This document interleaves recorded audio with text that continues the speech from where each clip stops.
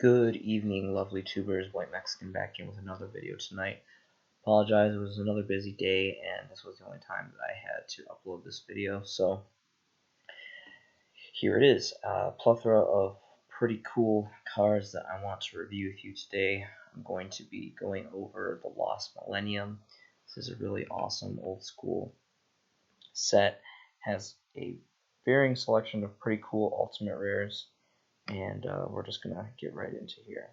So the first four cards here, pretty good price values for collector's market, as from what I consume would be the reasoning for those. So I'm not really gonna review those too much. First ultimate rare I want to review here is gonna be a Reshef, the Dark Being. This is the ultimate rare print of this card. Pretty stellar effect.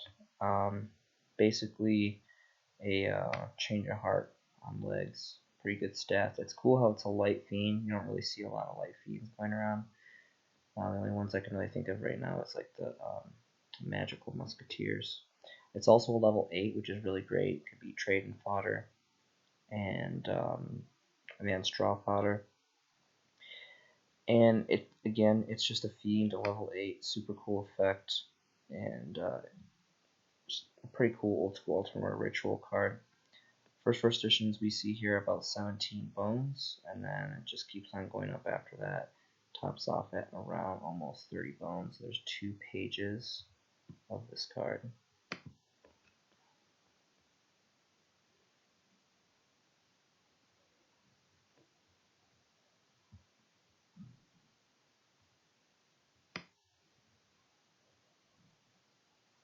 I apologize, I'm a little monotone today because I'm pretty tired, but I wanted to get this video in for you guys tonight before I hit the sack. So alright, Card of Sanctity is the next card. I reviewed this card before. It is slowly going up. Fantastic artwork in this. Well, you can read this effect, and a lot of people would see this as just a giant minus, like you're giving up all these cards for just a +2, where it's not really a +2 per se, depending on how many cards you're removing. But if you're playing a deck where you want your cards removed from play, where you can pop off effects from them being removed, this could potentially become a +2, or even more so, depending on how many effects you're popping off and getting removed. Again, just really awesome artwork, and it is a really old school ultimate rare, so there's just good value in that on its own merit alone. First editions we're seeing is about 17 bones, and it tops off at about 22 for the first page. There's 2 pages of this.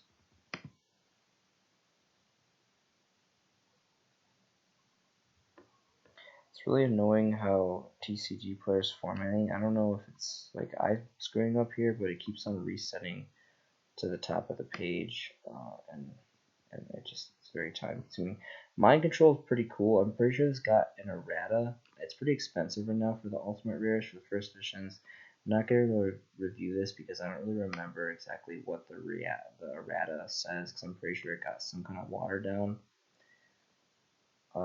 ruling. So really quick here, I'm going to go over Mega Rock Dragon. Really cool artwork in this. It's got that typical Earth Rock type.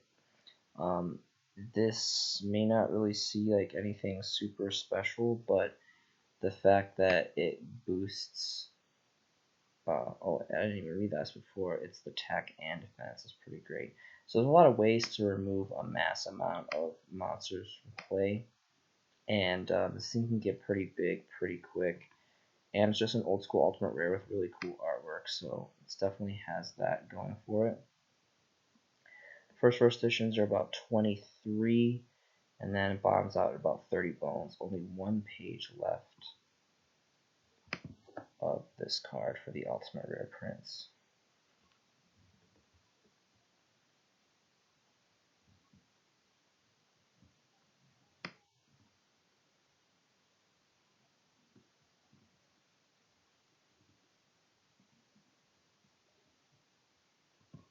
Alright, one of my all-time favorite, definitely one of the MVPs of this set is going to be DD Survivor.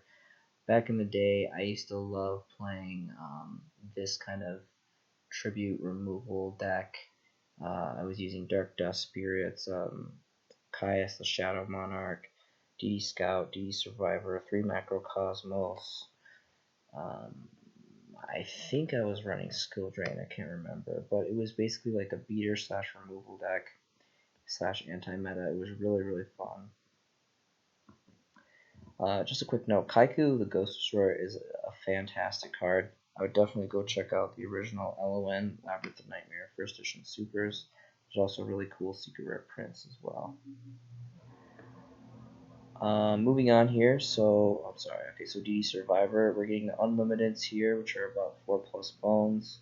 No first editions on the first page. And first edition we're seeing is about $14. And then it goes up to 20 at the end of the second page. So not too terribly expensive. This is an old school Ultimate Rare, and these are for the first edition prints. Really cool artwork, and just a fantastic card in general. I really love how it regenerates itself if you play it right. And just a special card in general, just because I love that deck, and I played it for quite a bit back in the day. It was really fun. I really enjoyed that deck. I'm waiting for Macrocosmos and Fisher and all that stuff and Skill Drain to come back to 3 so I can mess around with the nostalgia days. Alright, next Ultimate is going to be Hero Signal. At first I wasn't going to review this card or feature this card, but then I was thinking about it and I realized, one, it's a hero card. Hero players are pretty avid about their collecting and their high rarity stuff, and it's it's a hero card. That's all I really say about that. But the one thing that kind of made me go back and reconsider this card was you can special summon the monster from the hand or deck. Anything that lets you special summon from the deck is pretty phenomenal. I remember, I think, like, Witch of the Black Forest and Sangan and all that, and Mystic Tomato, those were some of the first cards ever in the game to be able to allow you to special summon from the deck, which was just completely game changing. And then we got stuff like Tour Guide, which completely was just meta shifting. We got Tour Guide and XYZs and stuff. So anything that special summons from the deck is phenomenal in my opinion. First editions, we're getting only 3 pages of this card. It's about $7. For the first 2 first editions for this card on the first page, and there's 3 pages plus. So just a really fantastic artwork. I love this kind of like a Gotham City Batman looking artwork, but it's a hero card, so it's definitely going to be collector's value for them, and it's not a too terrible card. It is a trap and it's a little bit slower. It is a 1-for-1, but it's pretty diverse how you can dig out of your deck. Or your hand, which is pretty cool. I like that a lot. Just checking my notes really quick. Okay, so Reshef, Card of Sanctity, Mega Rock, DD Survivor, and Hero Signature. Okay, so those are the only ultimates that I personally chose to feature from the set. The commons are going to be the next cards that I'm going to review. I'm going to be reviewing these 2 cards later in the video because they have secret rare prints from a Heroes Collections Volume 1 and 2, I believe it's called, and they are like pretty ungodly in value right now, so it's pretty incredible. The first common I'm going to be reviewing is King of the Skull Servants. There's not really a whole lot of prints of this. I'm pretty sure when I've checked all versions, there's only commons. There's really not that many prints of this in general. This deck is just a fun little side deck. There's kind of like little really small cult rogue players that play this. You can see all the other supporting cards here, but it is a pretty fun, seems like a fun deck. I've never built it or piloted it myself, but I've played it a couple times online, and they got a couple one-hit wonders that are pretty interesting, and it is a zombie deck, so dark zombie decks, I really love zombie cards in general, and ever since Zombie Horde came out, I really got interested in mixing and matching with different zombie cards, so zombies has been a thing for me ever since that structure deck came out, because I love that structure deck and it just got me into zombies.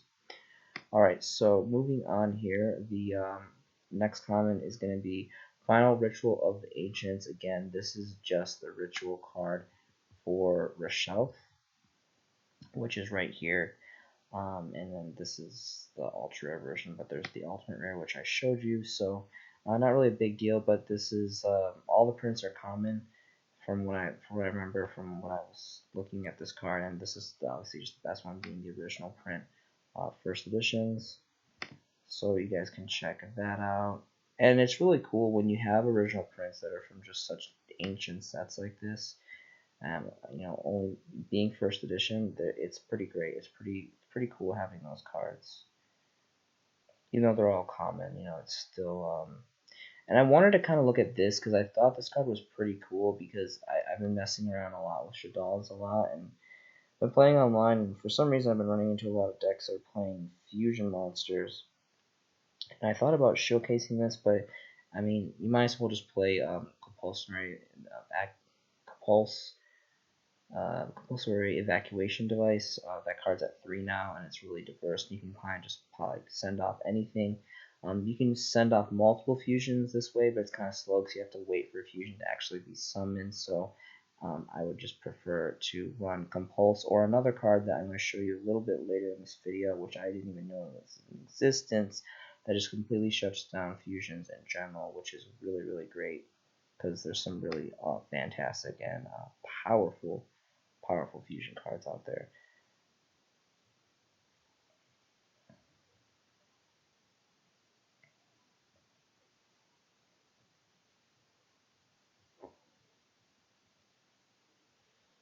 Alright, I apologize, I'm kind of losing my track here. So, King of the Skull Servants, Final Ritual, okay.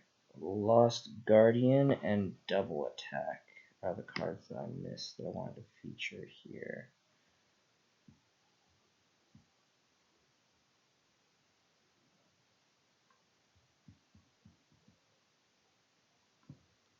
Okay, so here's Lost Guardian. This is just another, standard Earth level 4 rock type monster. This card, again, it's pretty incredible how it boosts by 700. Again, it's really easy to remove a mass amount of rock monsters pretty quickly, and this thing can get just huge for its defense. And I think it's a pretty good trap. You just set it, your opponent tries to run it over, and they're out all these life points. That's pretty much the only really strategy with this card. It's extremely cheap, and actually, this isn't really the version I would go for because there is a rare version, a rarity update here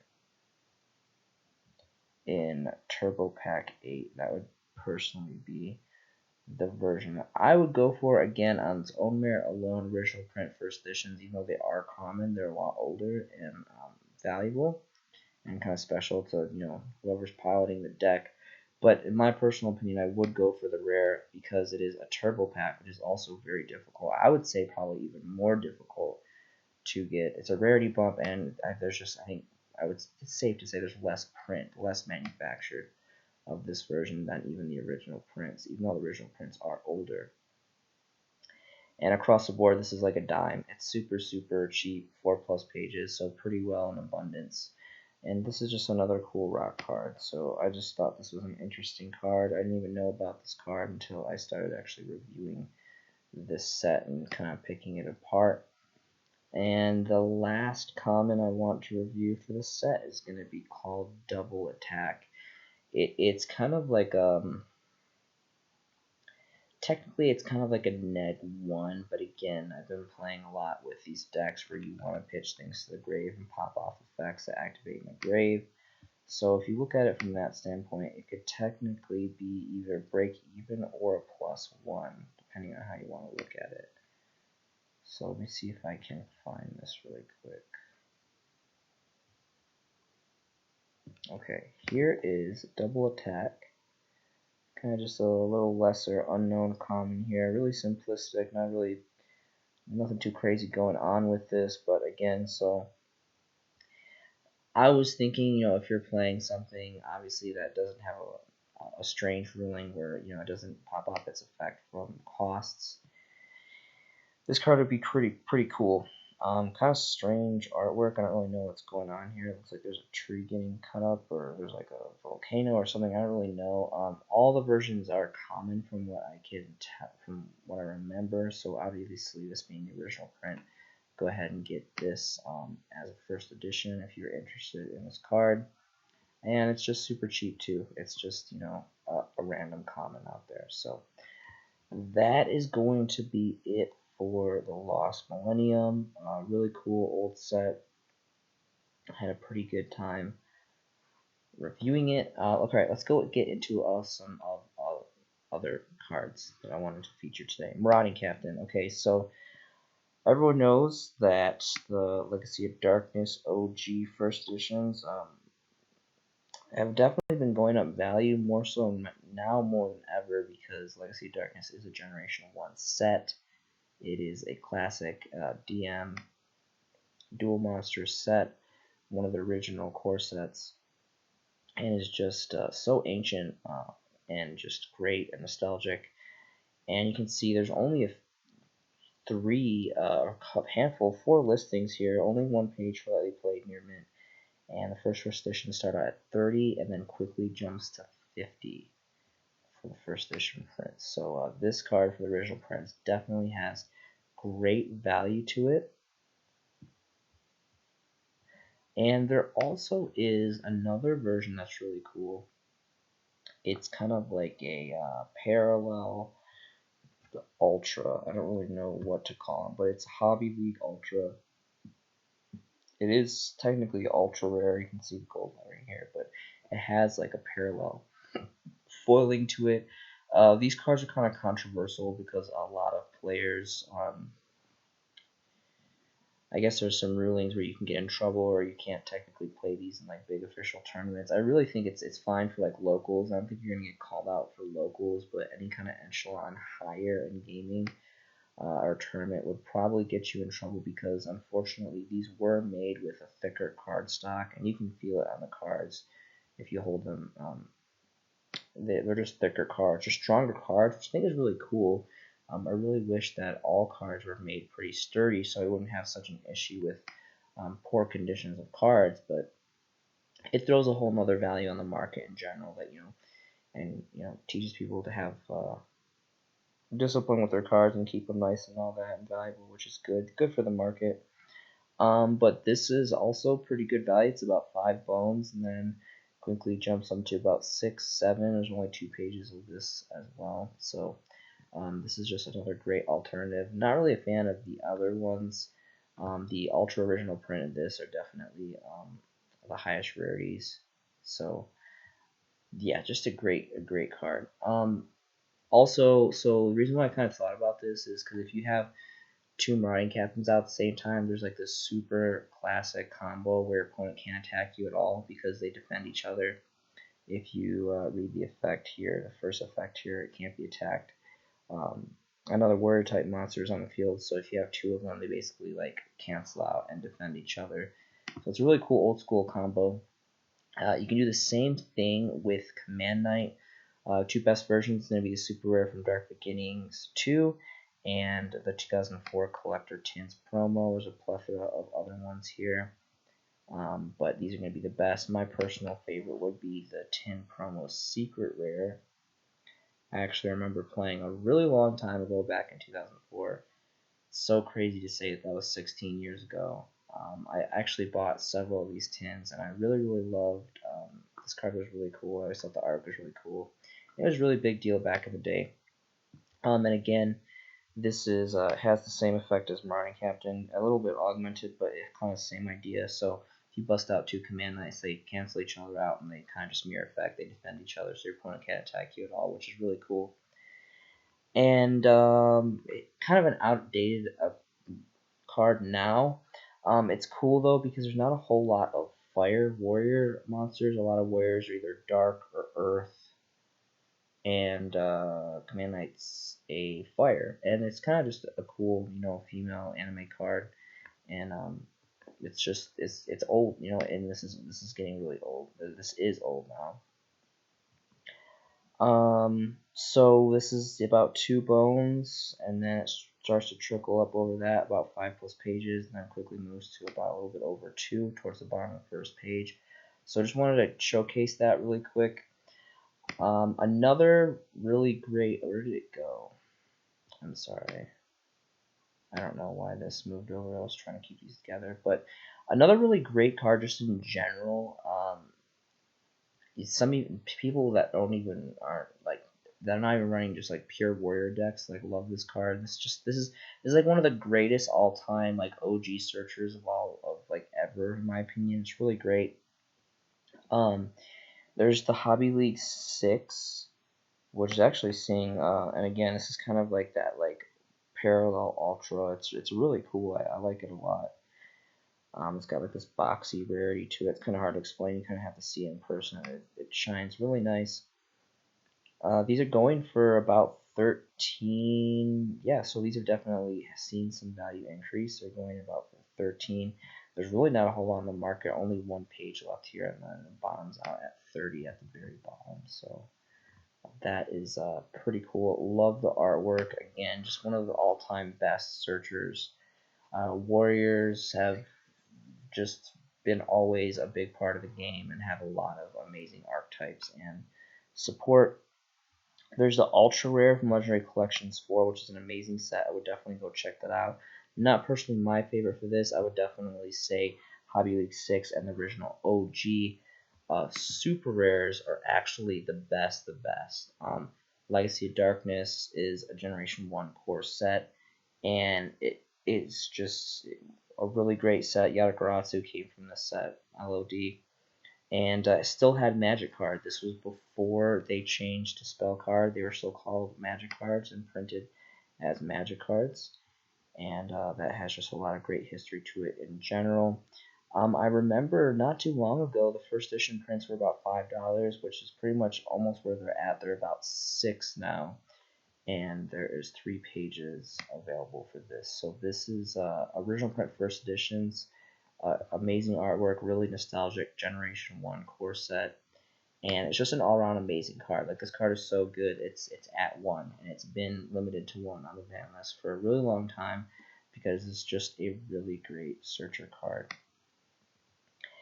Another version that is not too terrible on the eyes is actually the 2008 Gold Series. So I'm not a big fan of Gold Series at all, but the 2008, 2009, and the Ghost Golds from Haunted Mind, I really love those a lot. I think they did a fantastic job with those. It's like Goldware actually done right. And I think this card looks fantastic in this rarity too as well. And it's going for about 2 bones, a little bit 2 bones plus. Starts to get closer to about 3. Only 2 pages left of this one, so there is it's another option. All right, so time to review some hero stuff. So I'm not a big hero player. I really respect heroes. Heroes have a lot of godly fusion cards, and they just have so much support. Definitely a huge. I want to say what was it? Was it GX? Was it GX era that donned the elemental hero stuff? I'm not really sure, but there's a lot of crazy hero collectors out there, and these cards are worth a lot of value. So looking into it, Elemental Hero Collection 2, these promo secret cards that came in this like special product here. Look at this card. This card is $95. $95, then quickly jumps to 100, 130, 140, 150, only 1 page left. So obviously there was some kind of buyout, or maybe this was just really low production. They didn't really make a lot of these. This is the highest version, to my understanding. Again, I'm not super diverse, but from the research I did before pre-shooting, I'm pretty sure that this is the highest rarity of this card, and it's just like a vanilla card, but it's an elemental hero card. It is a secret rare as the highest rarity, and I guess it was either bought out or there was just an extremely low quantity of this product produced. Here you can kind of get a closer picture of it. I guess it looks like something that would be sold at like Target or Walmart or something. Because the packaging here, I don't know, it looks like a combo packaging, like kind of like a second rerun packaging thing they do. But obviously, this is extremely old, and it is a hero product. So back in the day, you could get it for $20. For $20, you could get all 4 of these promo cards and whatever booster packs are behind here.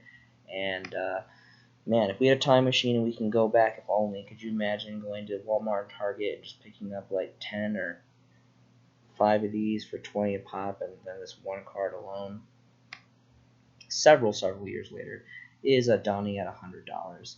Let's go ahead and take a look at secret rare version of Sparkman.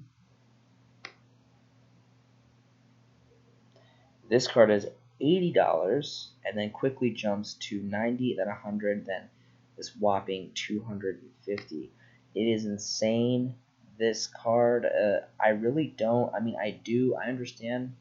Again, it's a hero card, and obviously there was some kind of mass buyout. And these cards do look really nice. I'm not gonna lie, but it is pretty crazy how like they're just vanilla normal monsters.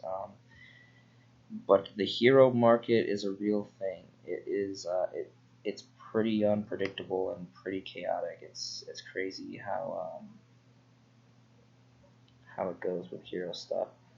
And it's interesting. They have like this effect monster here. It's only about 10 bones for a promo card. That's still not that bad. And then only 1 page, and it doubles off to 45 at the bottom. Really quick. Let's go ahead and see. Maybe there's like another secret rare version, or there's maybe just a lot of different prints of this card, maybe why it's significantly lower. So it looks like maybe there was a super rare, maybe this is a secret rare as well. Okay, so yeah, this is a secret rare. So there's another print of this of the same rarity, so that's probably why it's significantly cheaper than the other ones. I'm pretty sure, if I'm remembering correctly, there was the secret rares from the promo product was the highest rarity for the other promo cards.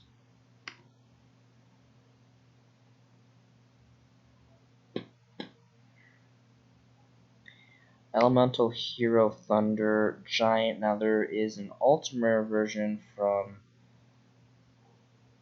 the set I was reviewing back here, Lost Millennium. We saw the dawning of a Ultimate Rare version of this, so of course this isn't going to be too high of a price when there's going to be first edition Ultimate Rare versions. This is definitely a rarity downgrade. Still on its own merit, worth some good money, about 19 bones, and then doubles off at about almost 32. Again, only 1 page left for this as well. And that was for the Elemental Hero Collection 2 promos. Let's take a look at the Elemental Hero Collections 1, which is even older. You can take a look here. This is what this looks like. I love looking at the old packaging, which is really nostalgic of the way they set these things up. Again, it was only 20 bones back in the day. That was like the natural price of the product. And my goodness, look at these cards now. If only we knew that the future price, what the future prices would hold for these promo cards. All right, so let's start out with Burstinatrix. I'm kind of having a hard time pronouncing this card, but this card is about 20, and then quickly jumps to 40, and then 80. Really not a whole lot here on the market. Just 5 listings for these conditions. Really quickly, I'm curious if there's any other rarities of interest for this card. Looks like there's a couple, an alternate art version here, and then a plethora of commons, so it makes sense, this being the highest rarity and being a secret rare at that, a very high caliber rarity upgrade, that it would go up this much in price. But then again, it's just low quantities. I mean, that's the only really thing that I can think about, is that they're hero cards and there's just extremely low qualities here on the market. So people are really just kind of setting the price at whatever they want at this point. All right, Avion is going to be next. This is about 30, jumps to 46, and then 50. Again, only 3 listings for this card. Pretty incredible.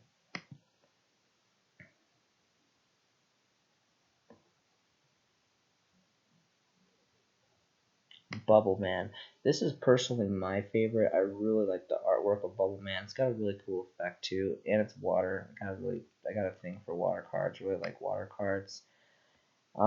This card is sitting at about 14, then jumps to 15, and then jumps to about 23. There's actually 3 pages of this one, so for some reason there's significantly more quantities of this card, but a really great card. It's really cool. I like it a lot. And then the fusion card again with I'm forgetting this set name, the Lost Millennium. Apologies, the Lost Millennium. We saw a donning of the ultimate rare version of this, Elemental Hero Flame Wingman, which is obviously significantly more, but this still being a what it seems to be relatively difficult to acquire secret rare promo. This card is hitting at $18 to start it off, jumps to about 40, and then doubles down to 50 at the very bottom. So it's very incredible. So there it is right there. Elemental Hero. What is it called? Elemental Hero Collection 1 and 2. These promo cards are with great value. I would not be surprised if you can find these in someone's trade binder, or you buy a bulk collection and you can pick up these. They're kind of just mixed in with cards. People have no idea what just diverse and great value that these secret promos have.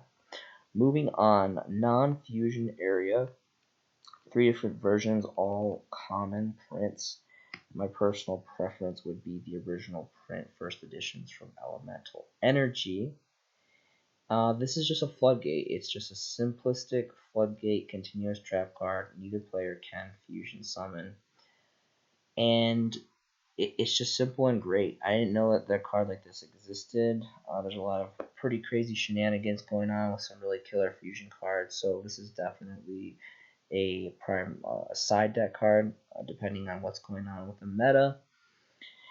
And I really just thought about this card because Shaddoll Invoked is running around. It's pretty popular right now. It's kind of starting to lose its favor amongst the players, I think, as time moves on and the meta starts to kind of change. But it's still pretty prevalent right now, at least from what I can see online, playing online. And yeah, I just think this is a fantastic card. Unfortunately, we don't have a holo print version of this yet. Maybe we will in the future. Just a fantastic side card. Not even $1 for the first editions here. Not really a lot of stacks. So really quickly, I'm going to switch over because this is something you're going to want to get 3 of if you're going to side this and go big and really try to lock your opponent down. Obviously, you're going to want to side in a play set. So here, Core TCG has 12 first edition Nearmint for a quarter. So there's that for you guys. Really cool artwork too. I really don't know what's going on here, but I like it, and I like it a lot. Alright, so the last 2 cards is going to be Shadow Imprisoning Mirror and Light Imprisoning Mirror. These cards are like pretty cheap, not as cheap as I remember, at least not for Shadow Imprisoning Mirror. This is the Dual Terminal 7 common version, the best rarity in my opinion that we have to the date. We still don't have a holo foil of this card yet, which is insane because this card is pretty old and it's just such a good card.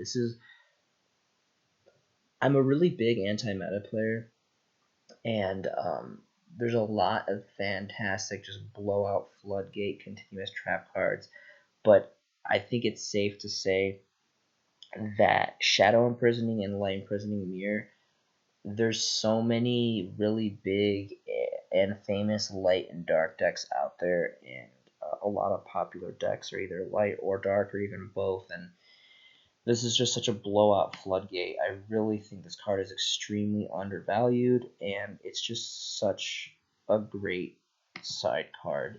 It's probably one of the greatest side cards of all time. Right up there with like Twin Twisters and Royal Decree and like stuff like that for me personally. So taking a look at this, it's about $3, and then jumps to about almost 8. 7 plus on the bottom of the first page. There's 2 pages of this for the dual terminal 7. Shadow Imprisoning, again, there's a couple other versions, but I mean, there's dual terminal. If there's no hollow foil and there's a dual terminal available, my kind of rule of thumb is if there's a dual terminal version of any card, I always kind of prioritize getting a dual terminal because dual terminal went bye-bye. Konami's not manufacturing any more dual terminal cards as of for now, and they just look fantastic. Like I've never met a player that's just like, no, I hate dual terminal. Dual terminal's ugly, or people don't like dual terminal. Like everyone likes dual terminal. So there is the Turbo Pack 2 rares, which would be technically a rarity upgrade, but not really, because dual terminal is pretty much always more desirable for the majority of players, in my opinion. Interesting enough, so Light Imprisoning Mirror got 8 prints to date, and whereas Shadow Imprisoning only had 4, half as much, which is really interesting because you look at the set, they all pretty much got the same treatment. Dual Terminal 7, they each got a Dual Terminal 7 print, they each got a Turbo Pack Booster 2 rare print, they each got a common print from Astral Pack 7, and of course they both were originally premiered dawning from Gladiator's Assault. All the same sets here on the top, but I guess the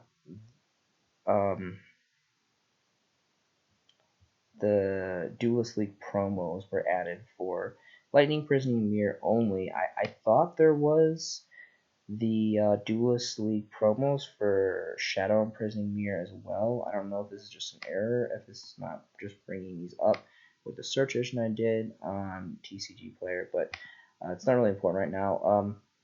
Again, my personal opinion, the dual terminal common from DT7 is going to be the best rarity that we currently have, in my opinion, here in the TCG Player, in the TCG. And this card is under $1, and then quickly jumps to about $1 plus, and then we starting getting pretty close, hovering just under $2.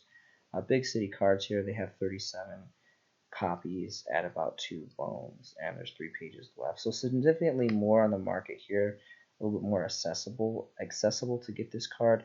But all around, again, these 2 Floodgate cards are just some of my favorite side deck cards ever. They're just so blowout and extremely powerful, and I really think they deserve a lot more spotlight and attention because I think that they're extremely overlooked. So that is the video tonight. Thank you so much for watching these videos. I hope you guys are having a fantastic day. This has been a showcasing by the White Mexican, and I will see you in the next video.